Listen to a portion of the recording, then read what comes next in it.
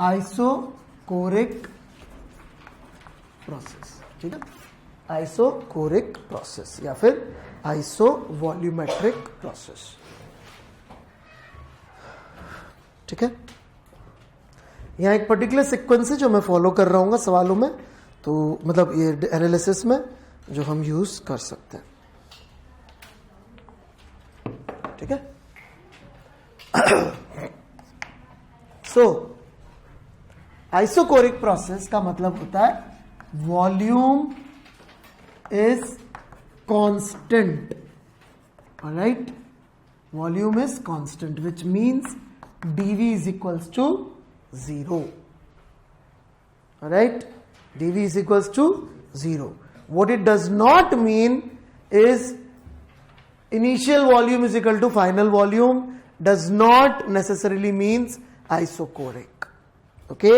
There is a difference between volume being constant and it being conserved या initial is equal to final. Isochoric का मतलब initial is equal to final नहीं होता, वो तो हो ही जाएगा, बट वो उसका मतलब नहीं होता। इसी बात को समझाने के लिए हम इस प्रोसेस की इक्वेशन और ग्राफ की बात करते हैं। पीवी डायग्राम जिस प्रोसेस का ऐसा हो वो आइसोकोरिक कहलाएगा। अप या down that's not important, okay, but not a process like this. The process on the right is not an isochoric process. If this is initial and this is final, this is not isochoric. These are, ठीक है। और यदि हम इसकी equation लिखेंगे isochoric process की तो it would B क्या हो जाएगी, P by T is equals to constant, ये बन जाए, राइट। तो ये इक्वेशन जिस प्रोसेस की होगी वो आइसोकोरिक कहलाएगा। सिर्फ इनिशियल या फाइनल वॉल्यूम सेम करने से काम नहीं चलेगा। Please understand this, very very important point, ठीक है। नहीं तो कभी आप फंस सकते, कोई सवाल में आप देखेंगे इनिशियल वॉल्यूम दे रखी है, फाइनल वॉल्यूम दे रखी है और आप गलती से उसको आइसोकोरिक मान लेंगे and that would be wrong. समझ में आ गई बात, क्लियर बिल्कुल। कांस्टेंट वॉल्यूम वाले प्रोसेस को कहते हैं जहां पे वॉल्यूम कभी वेरी ना करे, ऑलराइट।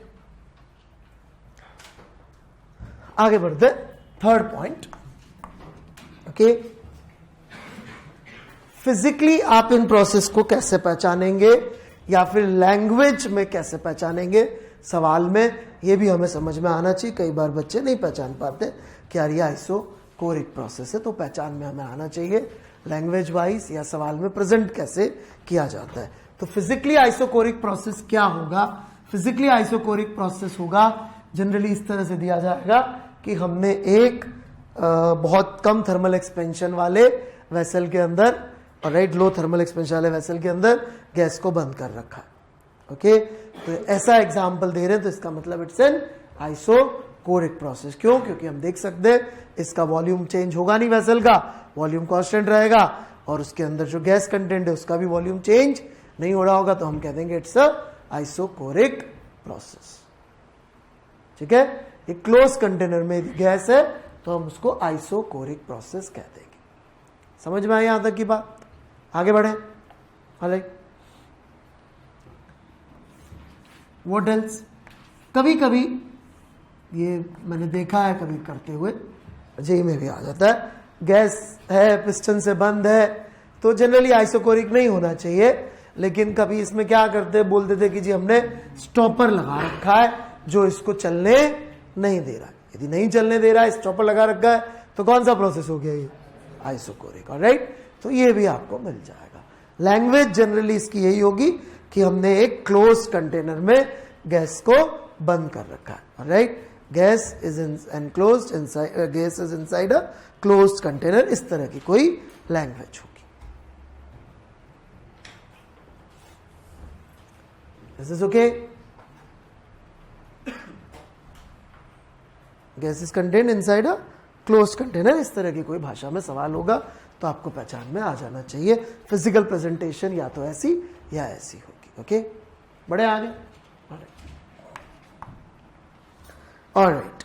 अब हम इसके बाद बात करेंगे इस प्रोसेस के जो 3 अपने वेरिएबल से फर्स्ट लॉ ऑफ थर्मोडायनेमिक्स के, वर्क, इंटर एनर्जी और हीट, इनके बारे में।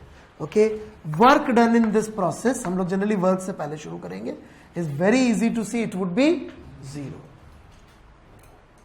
क्यों होगा work done by this process 0? Alright, volume में चेंज नहीं हो रहा है। ओके, या फिर इस ग्राफ का एरिया अंडर द कर्व 0। यहां पर आप देख सकते हैं इस केस के अंदर initial volume final volume same है, पर यहां पर वर्क हो रहा है। सो इसमें वर्क 0 नहीं आएगा, एरिया अंडर द कर्व आप देख लीजिए, इट्स नॉट 0। ठीक है, वॉल्यूम पहले घटी फिर बढ़ी, कुछ वर्क हुआ यहां पे। कैन यू सी दैट और नॉट? राइट, तो इसमें वर्क आइसोकोरिक में 0 होगा। Okay, work done in isochoric is 0। बढ़ू मैं आगे। चेंज इन इंटरनल एनर्जी सबसे आसान होता है, NFR/2 delta T. Okay, NFR/2 delta T.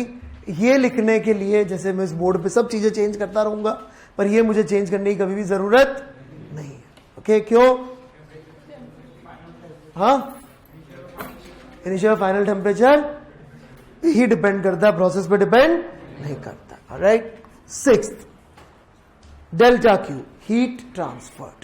Okay, now this is such an easy process कि इसके लिए CV बहुत आराम से लोगों ने जमाने से नाप रखी है। Specific heat of the process बहुत आराम से नापी जा सकती है, इसमें कुछ नहीं करना। क्लोज कंटेनर लिया, इलेक्ट्रिकल हीटर लगाया, तो बताएगा इलेक्ट्रिकल हीटर क्यों लगाया, कोयला क्यों नहीं जला दिया?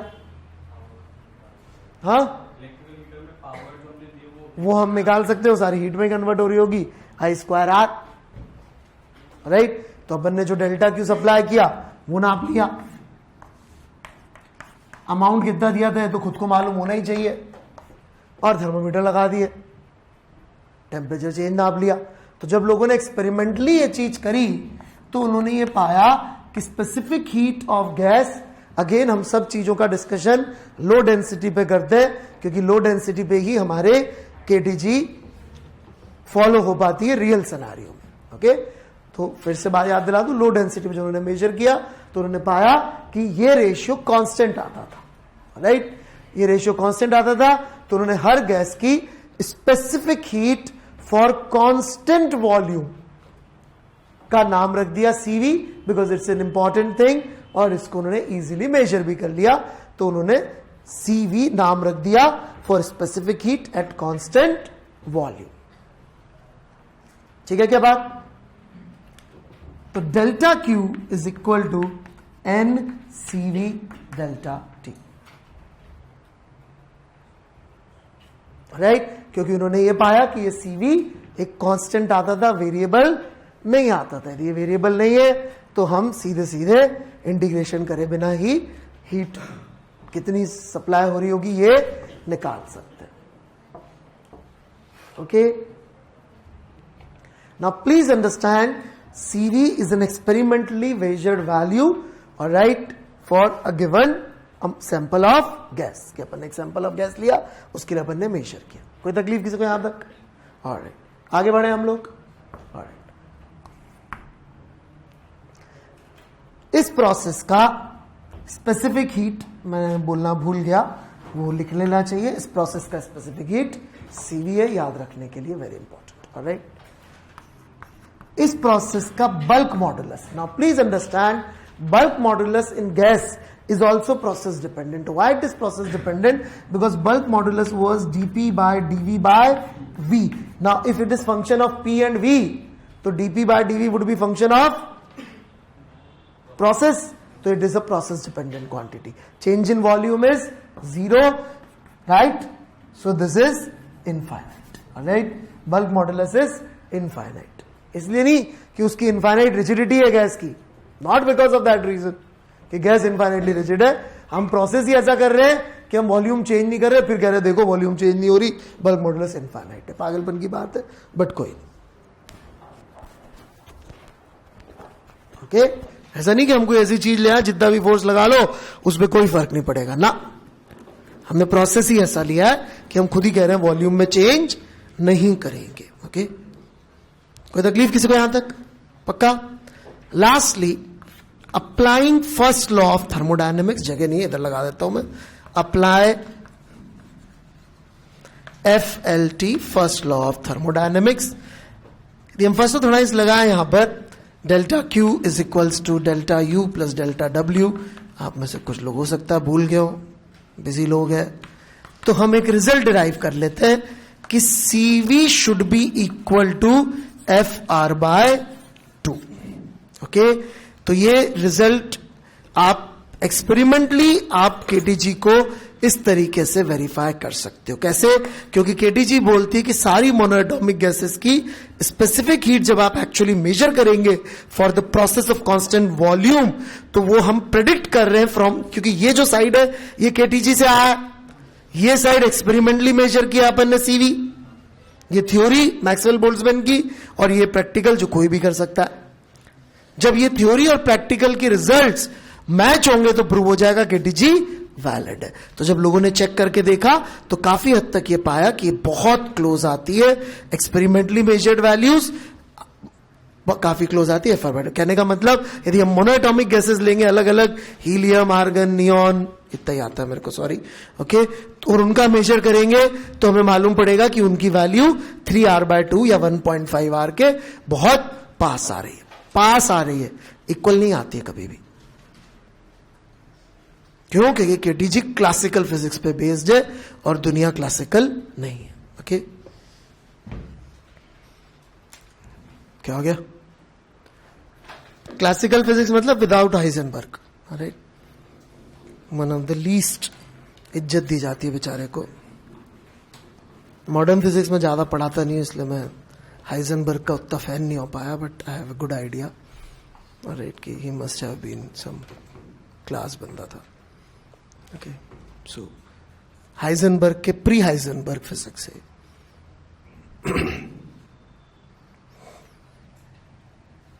समझ में आई बात? पक्का? सो अप्लाइंग फर्स्ट होता है CV is equal to FR/2. Diatomic की जब चेक करी तो वो भी इसके आसपास आती है. इनफैक्ट मैं अब यदि डेल्टा U को, अरे यार जगह ही नहीं रही, कोई नहीं, आगे ना पीछे मिटाना ही है, ये लिख दूं तो कुछ मूर्ख ऐसा सोचेंगे कि मैं आइसोकोरिक प्रोसेस की बात कर रहा हूं. I am not talking about isochoric process. FR/2 has been experimentally found to be equal to CV.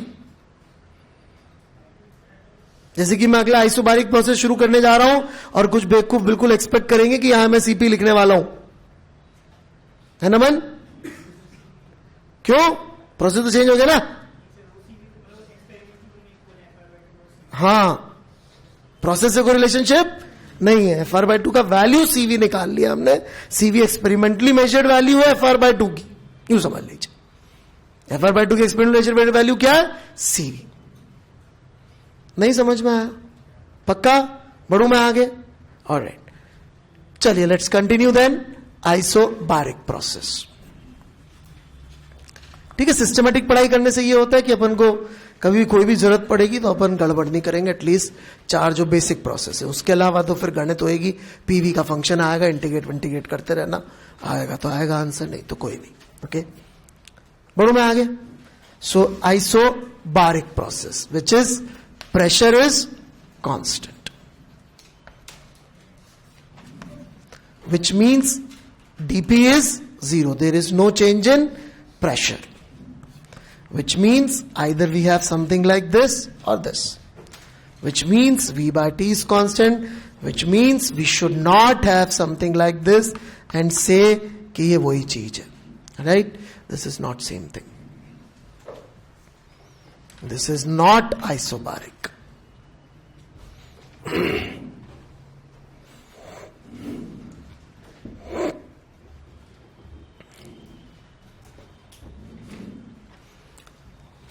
ये आसान सी बात है, इसलिए मैंने इसमें ज्यादा दिमाग नहीं लगाया. ठीक है, तीसरा बहुत इंपॉर्टेंट है, उस पर आना चाहूंगा. बच्चे उसमें गलतियां भी ज्यादा करते हैं.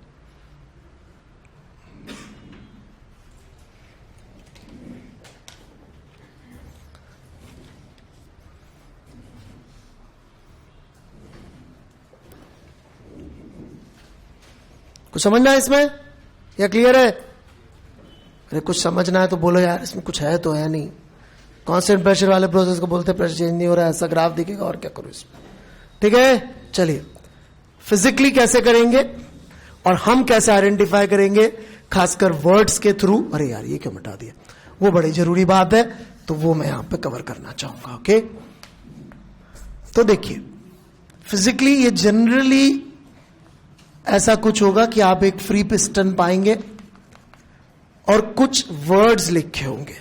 ओके, वो वर्ड्स में यदि आपने गड़बड़ कर दी तो आपसे गलती हो जाएगी, इसलिए ध्यान से सुनिएगा। यदि ये लिखा हो a piston is being moved,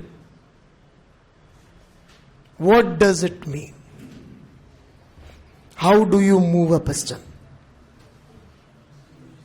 हाँ, फोर्स लगा के। एम आई टेलिंग यू कि किस तरह का फोर्स लगा रहा हूं? नो। सो जनरली है ना, a piston is being moved and nothing else is said about the force.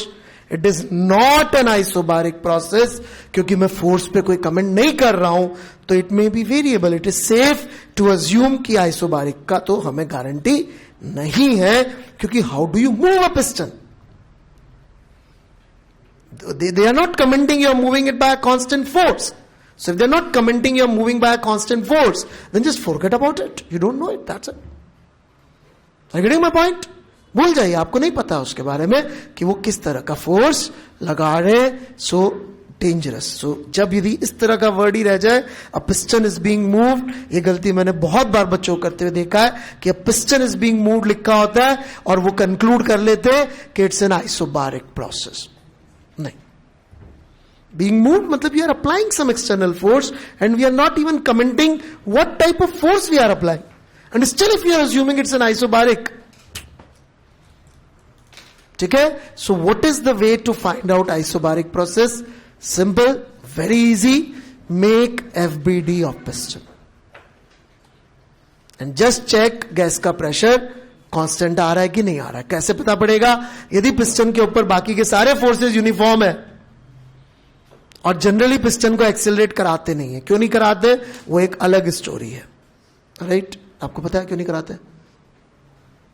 हाँ बता दूंगा, बाद में बात करेंगे। ठीक है, फिलहाल सिंपलेस्ट तरीका यह है कि आप पिस्टन का एफबीडी बनाएं, उस पर लग रहे सारे फोर्सेस देख लें। गैस के फोर्सेस के अलावा यदि बाकी के फोर्सेस यूनिफॉर्म है, दिख जाता है आपको, तो there is a good probability कि वो आइसोबारिक होगा। बाकी जब तक P is equal to constant ना आ जाए तब तक हमें नहीं मालूम। या तो सवाल में लिख के दे, ऑलराइट, या तो सवाल में लिख के दे, या फिर हमारे को एफबीडी से प्रूव हो रहा हो कि भैया प्रेशर कांस्टेंट है। बना के दिखाओ एफबीडी। आ गई बात समझ में? आ गई, ऑलराइट। जनरली एक घटना में प्रोसेस आइसोबारिक होता है। जो सबसे ज्यादा आइसोबारिक प्रोसेस सामने आता है सवालों में जिस प्रेजेंटेशन से, वो मैं जरूर बताना चाहूंगा कि सवालों में किस प्रेजेंटेशन से आइसोबारिक प्रोसेस दिया जाता है। उसमें ऐसे दिया जाता है, a freely moving piston open to atmosphere, ठीक है, and heat is being supplied और मे बी रिजेक्टेड स्लोली। अब बात कर रहे हैं हीट की, लेकिन मैंने प्रेडिक्ट कर लिया प्रोसेस इज आइसोबारिक। कैसे? क्योंकि इस पे जो फोर्स लग रहे होंगे mg, P0a और Pa, यही फोर्स लग रहे होंगे। पिस्टन इज मूविंग स्लोली, इसका मतलब Pa must be equal to mg plus P0a, hence proved it's an isobaric process. ठीक है, तो जो सबसे जनरल प्रेजेंटेशन है, जनरली आइसोबारिक कैसे देते हैं? इस तरह से देते हैं। Freely moving piston, other side open to atmosphere, and heat is being supplied slowly. तो ये प्रोसेस कौन सा हो जाएगा? आइसोबारिक। क्या स्लोली हीट सप्लाई करेंगे तो पिस्टन एक्सीलरेट होना नहीं है, F is equal to M में एम 0, तो आपका net force equal to 0। Right, slowly is very important. जैसे कि हीट इज सप्लाइड, जैसे कि वहां ले जाके अपने पटाखा फोड़ दिया, अब इसमें दीपावली के 2-4 सूतली बम रख के फोड़ दिए, then it is not isobaric. समझ रहे हो? वो उड़ जाएगा। Okay, it's very dangerous. कुछ लोग करते हैं ऐसी हरकतें, हर साल एक दो लोगों का बहुत हानि होती है, right. My best friend lost his eye as a child, he lost his eye. किसी ने ऐसी हरकत करी थी. तो कभी दीपावली के आसपास ऐसी इच्छा हो करने की. एंड ब्रिलियंट गाय, जीनियस, मतलब सच में अच्छा, राइट. तुम्हारी तरह का वाला नहीं, सच में है. अब तुमने बोल दिया मेरी तरह बात मत करो, तो अब मेरे को क्या हो गया ना, जो मना करते ना दिमाग वही घूमने लग जाता है. तुम नहीं बोले होते ना कुछ भी, तो अब मैं इससे बात कर रहा होता. अब मैं क्या करूं, मतलब जैसे ही तुमने बोला ना, मेरे को जब भी होता है मेरा ध्यान तुम्हारी तरफ ही जा रहा बार बार. खैर कोई, बड़े आगे पक्का है ना. तो स्लोली यदि दे रखा है तो there is a good possibility. अब जैसे इसमें जो है इरोडोव ने तो दे भी रखे हैं, दूसरी तरफ ओपन एटमॉस्फेयर की जगह बंद कर दिया, दूसरी तरफ गैस है. अब आइसोबारिक होगा क्या है, स्लोली हीट सप्लाई कर रहे हैं. क्यों? वो जो उधर वाली गैस का प्रेशर है वो कैसे वेरी हो रहा है हमें क्या मालूम. तो इसलिए ओपन टू एटमॉस्फेयर भी जरूरी था दूसरी साइड से, है ना. तो इसलिए थोड़ा सा इसको आराम से हैंडल किया करें. प्रोसेस आइडेंटिफाई करना काफी इंपॉर्टेंट चीज होती है सवालों में, तो आराम से आइडेंटिफाई करें, है ना. बीइंग मूव तो पक्का नहीं है, 99% केस है नहीं होगा, अनलेस वो कहते हैं being moved by a constant force. ऐसा कोई कहता नहीं है, कोई कह दे तो फिर अलग बात है, राइट. जनरली बीइंग मूव्ड तो मतलब 99% चांसेस है it's not an isobaric. And being supplied heat, तो उसमें यदि दूसरी तरफ ओपन है तो हो जाएगा, नहीं है तो फिर प्रॉब्लम हो जाएगी. और फिर उसमें कांस्टेंट फोर्सेस होने चाहिए. यदि वेरिएबल फोर्स हो गए, स्प्रिंग लगा दिया तो भी नहीं होगा. तो ये दिमाग आपको एफबीडी बना के, बेस्ट सोल्यूशन इसलिए क्या है, एफबीडी बनाइए पिस्टन का, चेक करिए, मालूम पड़ जाएगा. Got it. आप लोग क्या करते, पहले ही होप करने लग जाते हैं कि यार ये प्रोसेस ऐसा हो जाए, अपना काम निपटे, आगे बढ़े, राइट. आपको क्या सवाल सॉल्व करने होते हैं, सही नहीं सॉल्व करने होते. लोग ध्यान से सुनते भी नहीं है, राइट. बहुत अंतर है. मैंने नहीं कहा सवाल सही सॉल्व करने होते, मैंने कहा आपको सवाल सॉल्व करने होते, राइट. बड़े आगे. Work done. Work done very very easy, कुछ नहीं है करने को. इंटीग्रल पी डीवी कर लीजिए, right. That will be P V2 minus V1. यह आ जाएगा. वॉल्यूम यदि V1 से V2 तक बढ़ी है तो प्रेशर तो चेंज हुआ नहीं है, राइट. पढ़े लिखे लोग लेकिन इसको कई बार ऐसे लिखना प्रेफर करते हैं. क्यों? क्योंकि इस थर्मोडायनेमिक्स में मैक्सिमम फॉर्मूले हम लोग टेम्परेचर के टर्म्स में लिखना पसंद करते हैं, क्योंकि टेम्परेचर एक ही वेरिएबल से हमें स्टेट का बेटर आइडिया लग जाता है. ओके, इसलिए बढ़ू मैं आगे. Change in inter energy, NCP delta T लिख देता हूं यहां पे. हाँ हाँ, लेकिन इसका प्रोसेस से कोई रिलेशनशिप नहीं है, तो यहां पे एनसीवी डेल्टा टी रहेगा. हाँ, अभी सीपी के लिए यहां भर रहे थे, अब सीवी के लिए यहां भर रहे हो. जीरो दिमाग पे चल रही तुम्हारी गाड़ी. अरे बढ़ू मैं आगे, कोई तकलीफ, राइट. इस प्रोसेस की स्पेसिफिक हीट सीपी होती है. एक्सपेरिमेंटल तरीका ऐसा ही कुछ होगा. हीटर लगा दीजिए, पिस्टन छोड़ दीजिए, धीरे धीरे सप्लाई करिए हीट, टेम्परेचर चेंज नाप लीजिए, सीपी की वैल्यू मिल जाएगी. ठीक है. लेकिन यहां पे जो हम जनरली वेसल लेंगे, यदि अपन खुद से हीट नापना चाहते हैं तो वेसल एडियाबैटिक लेंगे. ओके, एडियाबैटिक जो कि हीट सप्लाई ना करे. ओके, तो ऐसा वेसल लेंगे जिसके थ्रू हीट एक्सचेंज ना हो. Thermos flask. बड़े आगे. ऑलराइट. बल्क मॉड्यूलस 0 आ जाएगा. इसलिए नहीं कि ये बहुत प्लायबल है गैस, यही गैस का इन्फानाइट आ रहा था, वो प्रोसेस ही अपन ने ऐसा कर दिया जिसमें हमने कहा प्रेशर चेंज मत करो, तो बल्क मॉड्यूलस इज 0, राइट. और यदि हम फर्स्ट लॉ ऑफ थर्मोडायनेमिक्स लगाएंगे तो मेयर्स रिलेशनशिप डिराइव हो जाएगी. What is Mayer's relationship? यहां वैल्यूज पुट कर दीजिए. ये बनेगा एन सीपी डेल्टा टी. यार मैं 6 नंबर खा गया कहीं पे. There used to be a 6, there is a 5, but there is no 6. Delta क्यों खा गया मैं? N CP delta T. Okay, ठीक है. तो हम यहां पुट कर देंगे तो CP is equal to CV plus R आ जाएगा, मेयर्स रिलेशनशिप, राइट। या फिर हम लोग एक्सपेरिमेंटली चेक करना चाहें तो CP की वैल्यू आनी चाहिए F plus 2 into R by 2।